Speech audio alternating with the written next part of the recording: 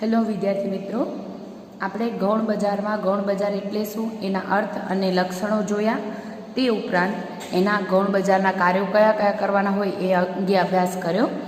હવે વાત કરશું શેર બજારની. હવે આપણે કીધું હતું કે ગૌણ બજારમાં બે રીતે સોદા થાય. એક તો જે નોંધાયેલી જામીનગીરી હોય એના સોદા ક્યાં થાય છે? શેર બજારમાં થાય છે. અને જે નોંધાયેલી જામીનગીરી નથી એના સોદા ઓટીસી એટલે કે ઓવર ધ કાઉન્ટર બજારમાં થતા હોય છે. તો શેર બજાર શું છે એનો અભ્યાસ કરીએ. ક્વેશ્ચન નંબર 4 લઈએ છીએ, શેર બજારનો અર્થ અને એના લક્ષણો. આમાં થોડું શબ્દ સહજ હશું કારણ કે શેર બજાર ટોપિક એવો છે એટલા માટે. હવે દેશની ગતિ અને પ્રગતિ જાણવાના બેરોમીટર તરીકે આપણે શેર બજારને લઈએ છીએ અને એ ઔદ્યોગિક ક્રાંતિ સાથે સંકળાયેલ બાબત કહી શકાય. જેમ જેમ ઔદ્યોગિક ક્રાંતિ થઈ હતી એમ માંગની અપેક્ષાએ ઉત્પાદન થવા માંડ્યું અને માંગની અપેક્ષાએ મોટા પાયા પર ઉત્પાદન થવા માંડ્યું એટલે મૂડી, મજૂરો અને સંચાલનની સમસ્યા ઊભી થઈ અને આ રીતે જ કંપની સ્વરૂપ અસ્તિત્વમાં આવ્યું. એ આપણે ખ્યાલ છે. આપણે એકાકી વેપારી ભાગીદારી પેઢી તેમજ કંપની સ્વરૂપ શું છે એ અંગે અભ્યાસ કરેલો જ છે અગાઉ. 12મા ધોરણથી તમે એ ભણતા આવ્યા છો. હવે કંપની સ્વરૂપમાં તેની શેરમૂડી કેવી હોય છે? અસંખ્ય શેર હોલ્ડરમાં વહેંચાયેલી હોય છે. કોઈ એક વ્યક્તિ પાસે કરોડો રૂપિયા ન હોય તો એના માટે કંપનીમાં શું કરવામાં આવે છે? શેરમૂડીમાં નાના નાના ભાગોમાં વિભાજિત કરી દેવામાં આવે છે અને એ અલગ અલગ શેર હોલ્ડરો દ્વારા લઈ લેવામાં આવે છે. તો અસંખ્ય શેર હોલ્ડરોમાં આ શેરમૂડી વહેંચાયેલી હોય છે. આ શેર હોલ્ડરો પોતાના શેરની રકમ જેટલું જ જોખમ ઉઠાવે છે. જેની પાસે આપણે ખ્યાલ છે મર્યાદિત જવાબદારીવાળી કંપની હોય ત્યાં આપણે શેરની રકમ જેટલું જ જોખમ શેર હોલ્ડરને ઉઠાવવાનું હોય છે. તેઓ તેમના શેરની ખરીદ વેચાણની પ્રક્રિયા કરી શકે તે માટે ખાસ વસ્તુ 1773માં વિશ્વનું સૌપ્રથમ શેર બજાર લંડનમાં સ્થપાયું હતું અને આપણા દેશમાં 1877માં મુંબઈમાં સૌપ્રથમ શેર બજારની સ્થાપના થઈ હતી. સૌથી જૂનું બજાર છે બોમ્બે સ્ટોક એક્સચેન્જ. 1877માં એની સ્થાપના થઈ હતી. હાલમાં જોઈએ તો 1956ના કરાર નિયમન ધારા મુજબ ટોટલ 23 શેર બજારો આપણા ભારતમાં અત્યારે નોંધાયેલ છે. તેમાં મુંબઈ, કલકત્તા, ચેન્નઈ, દિલ્હી, અમદાવાદ, હૈદરાબાદ જેવા ઘણા બધા, આમાં તમને નામ ઓલરેડી આપેલા છે, એવા એટલા બધા શેર બજારોનો સમાવેશ થાય છે. 23 શેર બજારોનું નામ તમને આપેલા છે. 1986માં સિક્કિમ અને ગંગટોકમાં સ્થપાયેલ શેર બજારો જામીનગીરી કરાર નિયમન ધારાના ન્યાય ક્ષેત્રના વિસ્તારમાં નહીં આવતા હોવાથી તેને મંજૂરી આપવામાં આવી ન હતી. કોઈ પણ શેર બજાર હોય એ પણ નોંધાયેલું હોવું જોઈએ. શેર બજાર નોંધાયેલું ન હોય તો એ કાયદેસર ન કહી શકાય. એટલે સેબી અને કેન્દ્ર સરકારની મંજૂરીના આધારે એ અસ્તિત્વમાં આવતું હોય છે. તો શેર બજારને પણ મંજૂરી લેવી પડતી હોય છે અને એના માટે નિશ્ચિત પ્રોસિજર અનુસરવી પડતી હોય. મંજૂરી ન મળે તો એટલે યોગ્ય કાર્યવાહી ન થઈ હોય તો એને મંજૂરી ન પણ આપવામાં આવે. બરાબર. 10 વર્ષ પહેલાં માત્ર 8 શેર બજારો ઇલેક્ટ્રોનિક પદ્ધતિએ કામ કરતા હતા. જે પૈકી 1998માં સૌપ્રથમ વિશાખાપટ્ટનમમાં શેર બજારને ઇલેક્ટ્રોનિક ધોરણે કામ કરવાની મંજૂરી આપવામાં આવી હતી. તમને આ પણ ખ્યાલ હોવો જોઈએ કે પ્રથમ શેર બજાર કયું હતું? તો કે 1877માં મુંબઈમાં સૌપ્રથમ શેર બજારની સ્થાપના કરવામાં આવી હતી. અને સૌપ્રથમ ઇલેક્ટ્રોનિક ધોરણે કામ કરવાની મંજૂરી કયા શેર બજારને મળી હતી? તો 1998માં વિશાખાપટ્ટનમમાં જે શેર બજાર હતું એને ઇલેક્ટ્રોનિક ધોરણે કામ કરવાની સર્વપ્રથમ મંજૂરી મળી હતી. ICSE 1998માં સમાનતાના ધોરણે પતાવટ માટે એક અલગ પતાવટ કોર્પોરેશનની શરૂઆત કરીને રાષ્ટ્રીય કક્ષાએ આંતરિક રીતે સંકલિત બજાર પદ્ધતિ વિકસાવી છે. સંકલિત એટલે જેનું સંકલન થતું હોય, એટલે અલગ અલગ જગ્યાએ જે શેર બજારો કાર્ય કરે છે એના વચ્ચે પણ સંકલન હોવું જરૂરી બની જાય છે. હવે વાત કરીએ શેર બજાર એટલે શું? તો કે ઘણા અબૂધ લોકોના મનમાં એવું હોય છે કે શેર બજાર એટલે જ સટ્ટા બજાર, પણ હકીકતમાં એવું નથી. કેટલાક લોકો શેર બજારને વેપારી રમત દ્વારા રાતોરાત લખપતિ થઈ જવાનું સ્થળ માને છે, પણ આ બધી માન્યતાઓ શું છે? ખોટી કહી શકાય. સટ્ટા બજાર એટલે જ શેર બજાર નહીં. ક્લિયર? શેર બજારની વ્યાખ્યા જોઈએ તો S.A. સરલેકરની વ્યાખ્યા આપી છે. એના મત મુજબ શેર બજાર એ મુખ્ય જગ્યા અથવા એવું બજાર છે કે જ્યાં ઔદ્યોગિક એકમોની જામીનગીરીની ખરીદ વેચાણ ચોક્કસ નીતિ નિયમો હેઠળ થાય છે. તે એક સંયુક્ત હિસ્સાવાળા સાહસનું સ્વરૂપ છે એમ કહી શકાય.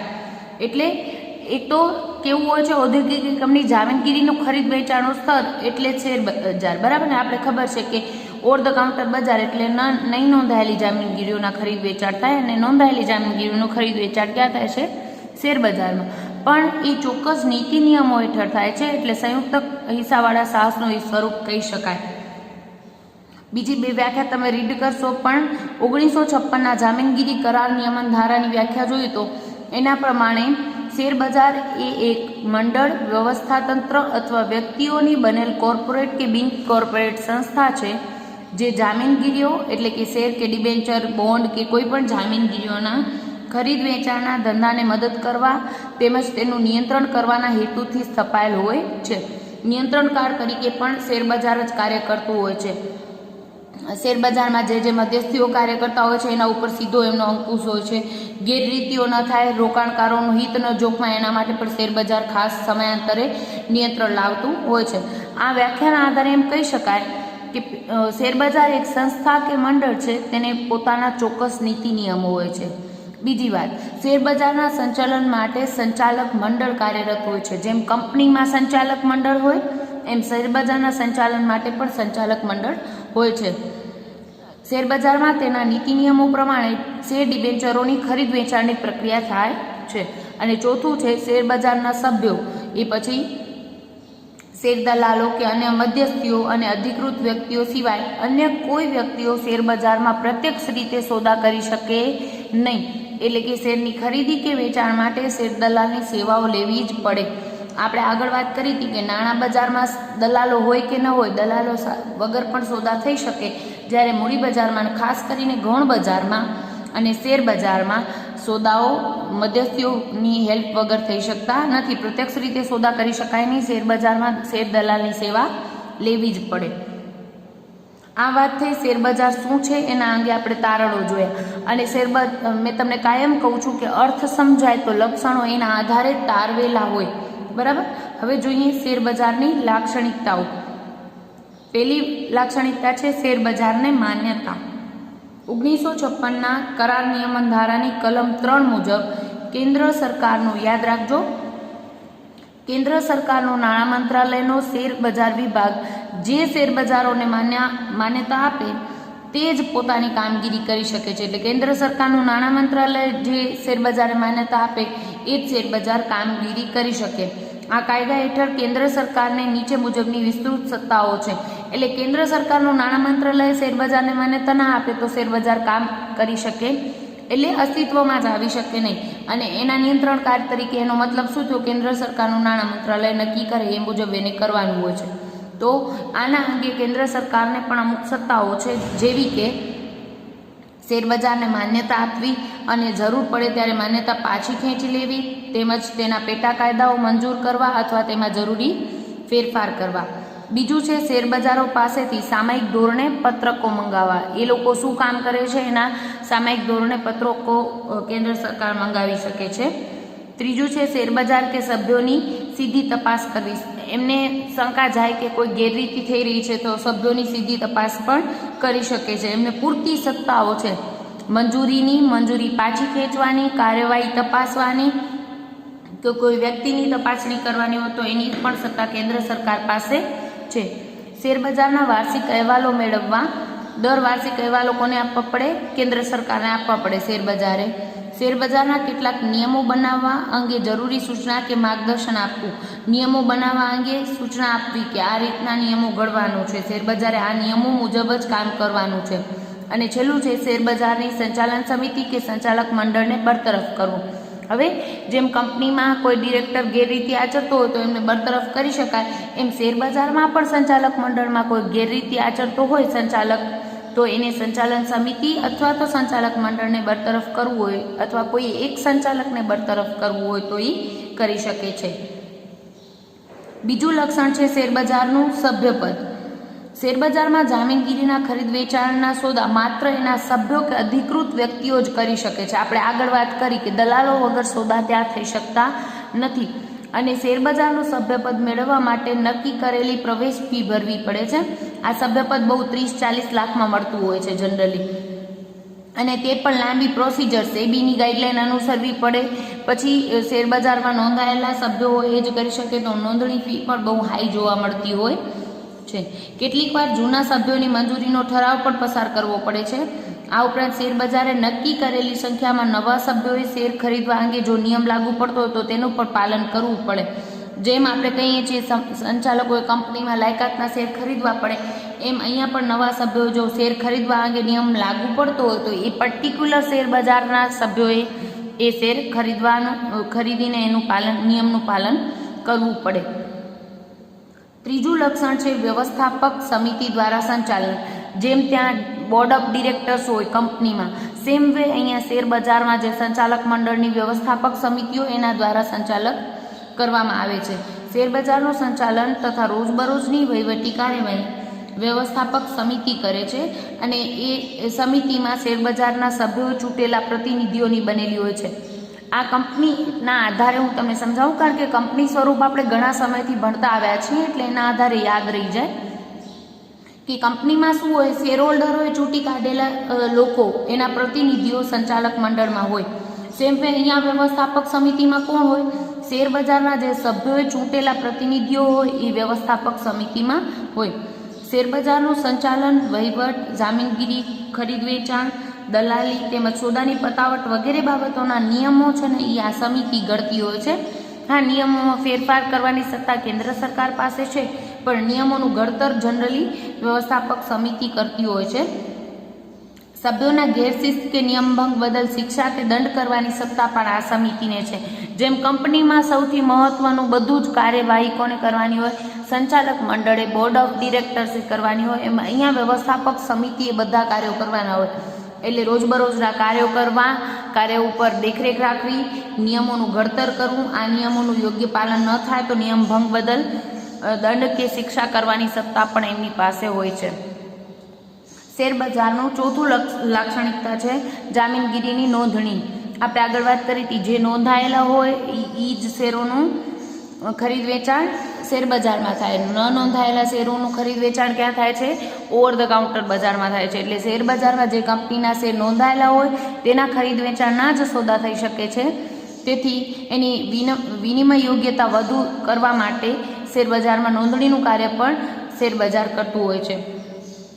જાહેર જનતાનું હિત ધ્યાનમાં રાખીને શેરબજારમાં શેરની નોંધણી કરતાં પહેલાં વ્યવસ્થાપક સમિતિ શેર નોંધણી અંગેની અરજી ખાસ ચકાસણી કરી લેતી હોય છે. આ મહત્વનો ટોપિક કહી શકાય કે શેરબજારમાં નોંધણી કરાવવામાં, જામીનગીરીની નોંધણી કરાવવા આવે કોઈ પણ કંપની, ત્યારે એ નોંધણી કરતાં પહેલાં વ્યવસ્થાપક સમિતિએ એ ખાસ જોઈ લેવું જોઈએ કે અરજીની ચકાસણી કરી લેવી જોઈએ. એટલે કારણ કે નહીંતર રોકાણકારોનો શેરબજાર ઉપર વિશ્વાસ નહીં રહે. એટલે રોકાણકારોનો વિશ્વાસ ટકી રહે એના માટે કોઈ પણ ખરાબ કંપની, અથવા તો ઘણીવાર એવું બનતી હોય છે કે જાહેર ભરણું કરી લીધા પછી કંપની ફરાર થઈ જતી હોય. ઘણી બધી કંપનીઓ એવી ગેરરીતિ આચરતી હોય છે. તો ભલે જાહેર ભરણું પ્રાથમિક બજારમાં આવે, પણ એવી રીતે ઘણી બધી કંપનીઓ ગેરરીતિ આચરતી હોય અને એવી કંપનીની જામીનગીરીની નોંધણી જો શેરબજારમાં થઈ જાય તો ભવિષ્યમાં રોકાણકારોના શેરબજાર ઉપર પણ વિશ્વાસ ટકી રહે નહીં. એટલે ખાસ વ્યવસ્થાપક સમિતિએ શેરની નોંધણી કરતાં પહેલાં અરજી જે આવી છે એની ખાસ ચકાસણી કરી લેવી જોઈએ. કંપનીએ કાયદાની જોગવાઈ પ્રમાણે દસ્તાવેજો તૈયાર કર્યા છે કે નહીં, શેર બહાર પાડવા અંગે 1956ના કંપની ધારાની જોગવાઈઓનું પાલન થયું છે કે નહીં, તેમજ કંપનીના ડિરેક્ટરોનો શેર નોંધણી કરાવવા અંગેનો હેતુ વગેરે બાબતોને ધ્યાનમાં લઈ અને પછી અરજી ચકાસણી કર્યા પછી જ જામીનગીરીની નોંધણી કરવી જોઈએ વ્યવસ્થાપક સમિતિએ. પાંચમું લક્ષણ છે શેરબજારની રિંગમાં સોદા. હવે આ રિંગ શું છે તો કે રોજબરોજના વ્યાપારનું શેરબજારમાં જે સોદા થાય છે એ પર્ટિક્યુલર એક મકાનમાં એક નક્કી કરેલા સ્થળે થાય છે ને એ સ્થળને આપણે શેરબજારની રિંગ કહેતા હોઈએ છીએ.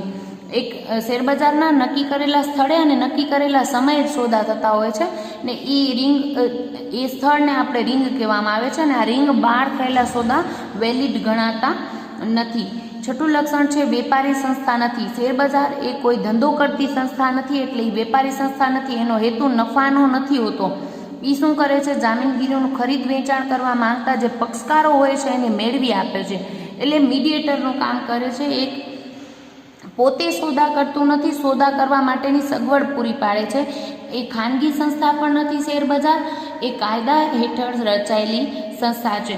વેપારી સંસ્થા આપણે જનરલી કોને કહેતા હોય છે? જે નફાના હેતુથી અસ્તિત્વમાં આવે. પણ શેરબજાર નફાના હેતુથી અસ્તિત્વમાં નથી આવ્યું. એ શું કરે છે? પોતે સોદા નથી કરતી. શેરબજારમાં સોદા કરવા માટેની સગવડ પૂરી પાડે છે. એ ખાનગી સંસ્થા નથી. 7મું લક્ષણ છે નિયંત્રણ અંગેની જોગવાઈઓ. શેના નિયંત્રણની? તો કે શેરબજારમાં જામીનગીરીની ખરીદ વેચાણના સોદાઓ બજારના નીતિ નિયમો પ્રમાણે થાય છે તે જોવાનું કામ કોનું છે? શેરબજારનું છે. સોદાઓ કઈ રીતે નિયંત્રિત કરવા એ બાબત અંગેની જોગવાઈઓ બંધારણમાં કરેલી જ હોય છે. સોદાની પતાવટ અંગેની જોગવાઈ પણ તેના બંધારણ પ્રમાણે થતી હોય છે. એટલે કે નિયંત્રણ શેનામાં રાખવું? કોઈ ગેરરીતિ ન થાય એ જોવાનું કાર્ય નીતિ નિયમો મુજબ જ રોજનું કાર્ય થાય છે કે નહીં એ જોવાનું કાર્ય શેરબજારનું છે. 8મું લક્ષણ છે પેટા કાયદાઓ.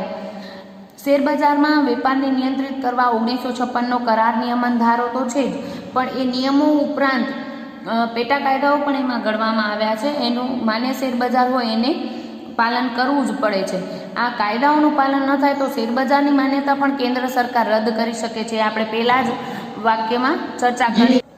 પેટા કાયદાઓ જોઈએ તો શેને લગતા છે? તો કે શેરબજાર ખોલવા અને બંધ કરવા અંગે, કયા સમયે ખુલશે શેરબજાર અને કયા સમયે બંધ થશે, વેપારનો સમય કેટલો રહેશે, કોરી ફેરબદલી ઉપર નિયંત્રણ અંગે, બદલો કે સોદા આગળ ખેંચવા હોય તો કયા નિયમો મુજબ ખેંચવામાં આવશે, સોદાની પતાવટ અંગે, માર્જિન નક્કી કરવા અંગે, બજાર કિંમત નક્કી કરવા અંગે, વિવિધ કારણ માટે કે ઝઘડા કે કોઈ લવાદ થાય તો એની પતાવટ કઈ રીતે કરવી, તેમજ દલાલીની રકમ કેટલી રાખી શકે દલાલો ઉપર નિયંત્રણ કોણ રાખશે, સોદાની ચૂકવણી કઈ રીતે થશે વગેરે અંગે પેટા કાયદાઓ બનાવવામાં આવ્યા છે. અને એ કાયદાઓનું પાલન દરેક વ્યક્તિએ કરવું, દરેક શેરબજારે કરવું ફરજિયાત છે અને શેરબજારમાં સોદા કરનારા લોકોએ પણ કરવું ફરજિયાત છે. 9મું લક્ષણ છે શેરબજારનો હાજર અને વાયદાના સોદા. હવે હાજર એટલે નામ ઉપરથી રાખજો, એટલે કે એને ડિલિવરી મેળવવાનો હેતુ હોય છે. હવે હાજર અને વાયદાના સોદા ડિટેલમાં સમજાવું તો શું હોય છે? દાખલા તરીકે મને આજે 500 શેર વેચવા છે. સપોઝ કે તમે ખરીદનાર છો તો તમે શું કહો છો કે મેં એમ કીધું 500 શેર મને 10માં મેં ખરીદ્યો તો 15ના ભાવે હું અત્યારે વેચું છું. તો હાજરનો સોદો કરવો હશે તો શું થશે? હું અત્યારે તમને શેરની ડિલિવરી આપી દઉં. અત્યારે દેટ મીન્સ એ પ્રોસિજરમાંથી જઈ અને તમને એ શેરની ડિલિવરી આપી દઉં અને તમે મને 15ના ગુણકમાં 500 શેર લીધા હોય તો એના બદલામાં એ નાણાં ચૂકવી દો. તો આને કહેવાય હાજરનો સોદો. હાજરના સોદાનો હેતુ શું હોય છે? જામીનગીરી ડિલિવરી મેળવવાનો હોય છે. એટલે કે હું તમને આપી દઈશ અને તમે એ ખરીદીને એમાં ખરેખર રોકાણ કરવા માંગો છો એ રીતે ખરીદી લેશો. જ્યારે વાયદાનો સોદો હોય ને એમાં ડિલિવરી મેળવવાનો મેઇન હેતુ નથી હોય, એમાં ભવિષ્યની ભાવ વધઘટનો નફો મેળવવાનો હેતુ હોય છે. એનો મતલબ શું થયો કે હું તમને એમ કહું છું મારા પાસે 500 શેર છે, મને વેચવા છે અને તમને ખરીદવા છે. પણ તમને ખરીદવા શેના માટે છે? કે ભવિષ્યમાં તમને એવું લાગે કે આ કંપનીના શેરના બજાર ભાવ વધવાના છે તો તમે મારી પાસેથી 15 રૂપિયામાં ખરીદો છો અને ડેટ ફિક્સ કરો છો કે 1 મહિનો રહીને તમે મને 15 રૂપિયામાં આ શેર હું તમને વેચીશ. આવી સોદો થાય છે, બરાબર. હવે મહિનો દિવસ રહીને તમે એ ડિલિવરી નથી લેતા, પણ મહિનામાં જો ભાવ તફાવત આવ્યો હોય એટલે કે એ કંપનીના બજારમાં ભાવ શેરના ભાવ સપોઝ કે 20 થઈ ગયા હોય તો તમે શું કહેશો કે મારે એ શેર મારા નામે નહીં કરતા હું આ ડાયરેક્ટ કોને વેચું છું? તમે થર્ડ પાર્ટી કોઈ ત્રીજી વ્યક્તિને વેચી દેશો 20 રૂપિયામાં ડાયરેક્ટ. એટલે કે 15 રૂપિયામાં મારી પાસેથી લીધા અને 20માં તમે ડાયરેક્ટ વેચ્યા. એવી રીતે પર શેર 5 રૂપિયાનો નફો મળી ગયો અને 500 શેર દીઠ તમે 2500 રૂપિયા કમાઈ લીધા. હવે આ વસ્તુ શું થઈ? તમે ડિલિવરી લીધી નથી, શેર મારી પાસેથી ખરીદીને પોતાની પાસે નથી રાખ્યા, કારણ કે તમને એમાં લાંબા ગાળા માટે રોકાણ કરવાનો હેતુ નહોતો. તમારો હેતુ શું હતો? એમાં ભવિષ્યમાં જે ભાવની વધઘટ થવાની છે એ તમને ખ્યાલ હતો, એના કારણે તમે એ નફો મેળવવાના હેતુથી ખરીદ્યા હતા. એટલે જનરલી એમાં હાજરના સોદામાં જામીનગીરીની ડિલિવરી મેળવવાનો મેઇન હેતુ હોય છે, એટલે કે એને ખરેખર રોકાણકાર બનવું હોય છે ખરીદનારને. જ્યારે વાયદાના સોદામાં શું કરે છે? ખરીદનારની ડિલિવરી મેઇન લેતો નથી. કોઈક સંજોગોમાં એવું બને છે કે પક્ષકાર જો ઈચ્છે તો વાયદાના સોદામાં પણ મુદત પૂરી થાય એટલે કે મહિનો દિવસ રહીને તમે ડિલિવરી ક્યારેક લો છો કે ભાવ વધઘટ તમે જે રીતે આધારણ કર્યું તો એ મુજબ ન થઈ તો તમે 1 મહિનો રહીને એ ડિલિવરી પણ લઈ શકો છો. પણ મોસ્ટ ઓફ સંજોગોમાં વાયદાના સોદામાં ડિલિવરી કરતાં પણ ભાવ વધઘટ દ્વારા નફો મેળવવાનો મેઇન હેતુ હોય છે. આમ શેરબજાર એ અન્ય વસ્તુના બજાર કરતાં વિશિષ્ટ લાક્ષણિકતા ધરાવે છે. આ બજારમાં તેના સભ્યો જ સોદા કરી શકે છે કે જે વ્યક્તિ સભ્ય ન હોય તેઓએ સોદા કરવા હોય તો શેરબજારના સભ્યો હોય એનો સંપર્ક કરવો પડે છે. અને શેરબજારના સભ્યો શેર દલાલ તરીકે અથવા તો અધિકૃત વ્યક્તિઓ જે હોય એ લોકો કાર્ય કરતા હોય છે. અને બજારના નક્કી કરેલા ધોરણો પ્રમાણે જ તેઓ જામીનગીરીનો ખરીદ વેચાણના સોદાઓ કરીને દલાલી સ્વરૂપે આવક મેળવતા હોય છે. એટલે શેરબજારમાં મોસ્ટ ઓફ દલાલ વગર સોદા થઈ શકતા નથી એમ કહી શકાય. બીજા મેઇન ટોપિક રિવાઇઝ કરાવી દઉં તો મેઇન ટોપિક શું કહી શકાય કે શેર બજાર હોય છે એને કેન્દ્ર સરકારે જે મુજબ મંજૂરી આપી હોય એ જ શેરબજાર કાર્યરત બને છે. કેન્દ્ર સરકારના હાથમાં સત્તા છે કે કોઈ પણ શેરબજારને માન્યતા આપવી, એની માન્યતા રદ કરવી કે માન્યતા પાછી ખેંચવી, સમયાંતરે એમાં જે કાર્ય થઈ રહ્યા છે એની ચકાસણી કરવી, એમાં રહેલા સભ્યોની પણ ચકાસણી કરી શકે. સભ્યપદ કોઈને પણ મળતું નથી. જે સભ્યો હોય એ જ શેરબજારમાં સોદા કરી શકે છે. અને જેમ કંપનીમાં સંચાલક મંડળ હોય છે એવી જ રીતે શેરબજારમાં એક વ્યવસ્થાપક સમિતિ કાર્યરત હોય છે અને એ લોકો દ્વારા નીતિ નિયમો ઘડાય એ મુજબ દરેક સભ્યોએ એમાં કાર્ય કરવું પડતું હોય છે. એટલે કે શેર દલાલોએ કાર્ય કરવું પડતું હોય છે. શેરબજારમાં સોદા રિંગમાં થતા હોય છે. રિંગ એટલે એવું સ્થળ કે જ્યાં શેરબજારના સોદા થાય અને એ નિશ્ચિત સમય રોજનો નક્કી કરવામાં આવેલો હોય છે એ મુજબ જ થાય છે. શેરબજાર એ વેપારી સંસ્થા નથી, એ નફાના ઉદ્દેશથી અસ્તિત્વમાં આવતી નથી. એ સોદા કરવા માટે એક જગ્યા છે. એ સોદા કરવા માટે રોકાણકારોને સગવડ પૂરી પાડે છે, પણ એ નફાના હેતુથી અસ્તિત્વમાં નથી આવતી. એટલે એ વેપારી સંસ્થા નથી પણ કાયદા હેઠળ રચાયેલી સંસ્થા છે એમ આપણે કહી શકીએ. બીજો મહત્વનો ટોપિક કે જે જામીનગીરીની નોંધણી થઈ હોય એના જ સોદા શેરબજારમાં થઈ શકે છે. જે જામીનગીરી નોંધાયેલી નથી એના સોદા ઓટીસી બજાર એટલે કે ઓવર ધ કાઉન્ટર બજારમાં થતા જોવા મળે છે. ક્લિયર? પરીક્ષાની દ્રષ્ટિએ ઇમ્પોર્ટન્ટ ક્વેશ્ચન છે એટલા માટે તમારે આ આખો લખવાનો રહેશે. Thank you.